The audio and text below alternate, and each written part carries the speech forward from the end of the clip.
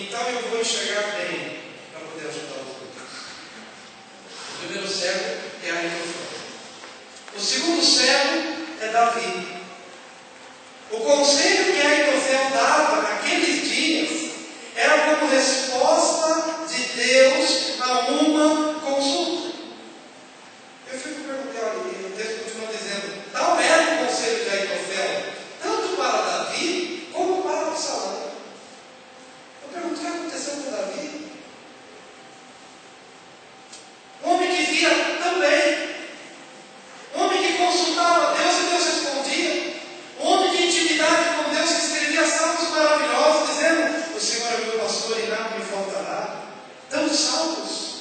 Davi não é só o autor do Salmo 23, eu gosto muito dele, fico falando somente ele. Mas ele, só pegar lá os salmos, vai ter muitos salmos. Salmo de Davi, Salmo de Davi, Salmo de Davi. Um homem que fala com Deus, que vê a Deus e Deus o vê, se relaciona no caminho juntos. Mas o que aconteceu com Davi para trazer o irmão louco para o seu palácio e aceitar a palavra desse homem como sendo do próprio Deus?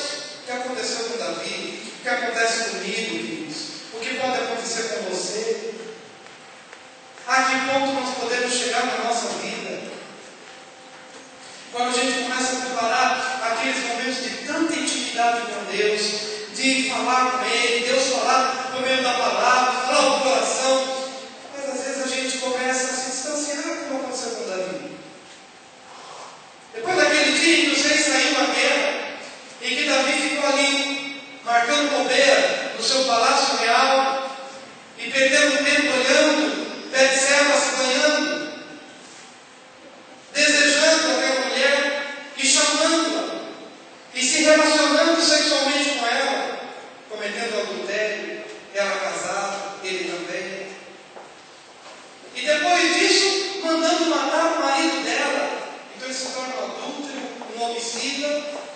E depois as coisas começam a acontecer, e vão acontecendo, e Davi vai se tornando cego. Nós estamos falando, queridos, de um cego guiando outro cego. Ambos caem no barranco. Essas coisas vão acontecendo, e a gente não vai percebendo que, se realmente não houver uma tratativa de Deus no nosso coração, a gente vai perdendo a visão. E é justamente nessa hora que a gente já começa a ficar tão desesperado, que a gente ouve até o Aitofel da vida. Que a gente começa a ouvir até um irmão louco, porque a gente está tão perdido, está tão sem direção, que surge um Aitofel aparentemente inteligente, sagaz, alguém ali que pode trazer estratégias tremendas, mas Davi, no seu declínio espiritual, olha, o texto bíblico que diz, naqueles dias, nos dias de Davi e nos dias de Absalão, a palavra de Aitofel era como resposta de Deus a uma consulta. E onde está o coração de Davi para seguir?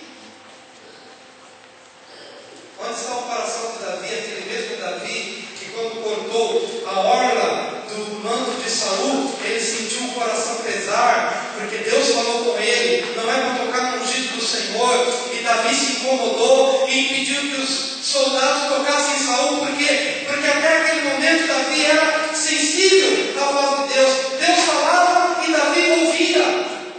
Davi percebia. A consciência de Davi ainda não havia sido maculada nem prejudicada. Então ele sentia, quando ele tocou no manto de Saul, o coração pesou e ele foi impedido de pecar contra Deus.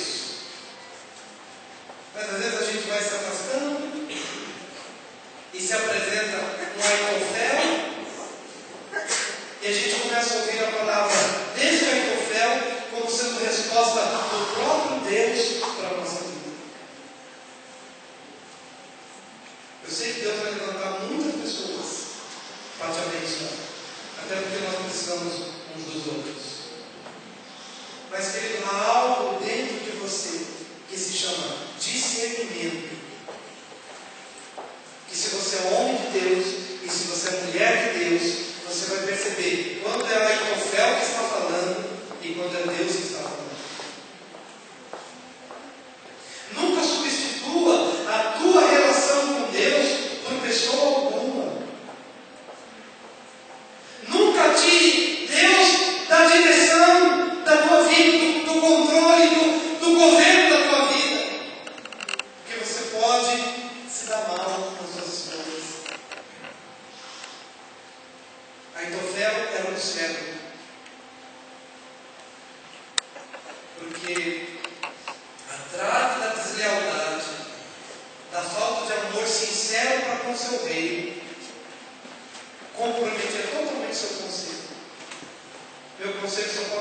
é esse? Se eu de fato te amo. Se eu de fato estou preocupado com você.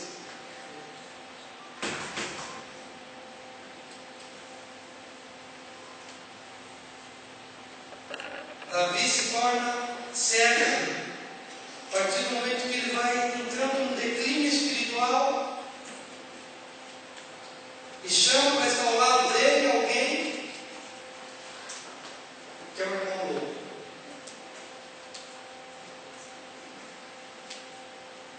Mas, meus queridos, é interessante que Absalão, ele se rebela contra o pai, ele está revoltado contra o pai, acha que o pai não tem autoridade para liderar sobre Israel, ele levanta uma grande rebelião contra o pai, e essa trave que ele tem no seu olho faz dele também um homem cego, porque ele está cego do ódio, da rebelião, da deslealdade para com o pai. É tão interessante que ele chama para ser seu conselheiro, o mesmo que era conselheiro do pai. A mesma deformidade na ação do pai é transferida para o filho. Eu tenho plena convicção que se Absalão tivesse vivido nos tempos da espiritualidade de Davi, eu tenho plena convicção que se Absalão tivesse visto o seu pai orando mais, o seu pai amando mais, o seu pai preocupado com as pessoas e não chamando o Aitofel para ser o seu conselheiro. Eu tenho certeza que se Absalão tivesse assimilado o bom exemplo do pai, nunca que Absalão teria absorvido Aitofel para ser o seu conselheiro. Mas aquilo que Davi comete de erro, ele transfere para o filho. Aquilo que eu faço de errado e que meu filho vê, muitas vezes fica impresso no coração dele e ele vai fazer do mesmo jeito. Não necessariamente, mas pode ser que assim aconteça. Amém?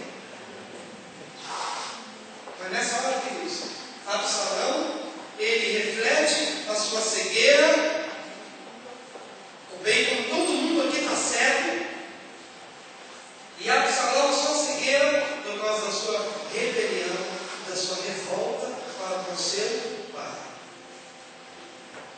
Meu querido, talvez você não tenha tido o melhor pai do mundo, ou quem sabe agora você possa registrar falhas